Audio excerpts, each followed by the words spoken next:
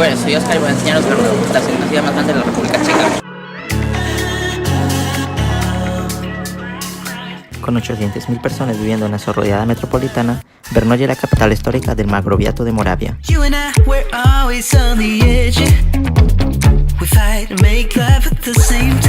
Non es una ciudad muy turística, pero tiene de ellos lugares interesantes para visitar.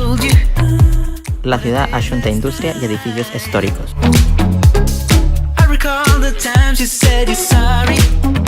Rescampla entre ellos la Catedral de San Pedro y San Paulo, tan importante capa es en las monedas de 10 corones cheques. El interior es quasi da fecho barroco, mentando que les ablocantes torres de 84 metros son de estilo neogótico y construyeron entre 1904 y 1905. La tradición fai que las campanas de la catedral suenen a las 11 y no a las 12. La razón está vencellada a la Guerra de los 30 años. Los invasores suecos, cansados de un largo asedio, prometieron retirarse si a las 12 no tuvieran éxito. Engañáronlos tocando las campanas una hora antes. Y Brno fue la única ciudad no invadida por los suecos. Desde la Jomba, donde se sitía esta catedral, vence unas vistas bien guapes.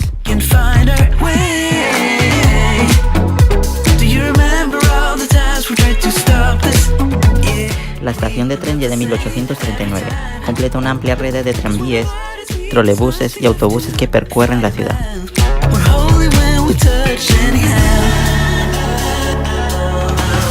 El arte y la música llenan la ciudad.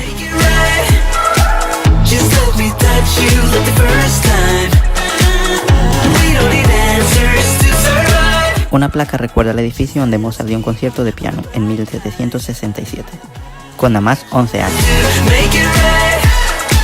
Llegó a Brno fugiendo de un andancio de viruela.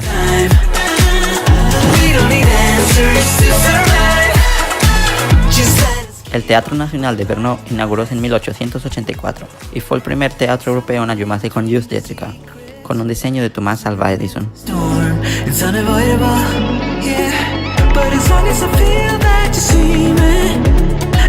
Una montonera de esculturas pueden verse y disfrutarse en esta ciudad llena de grandes plazas en las que perderse. Buscaron de comer, mercar al benestante de productos naturales y dejar que la noche amille mientras paseamos.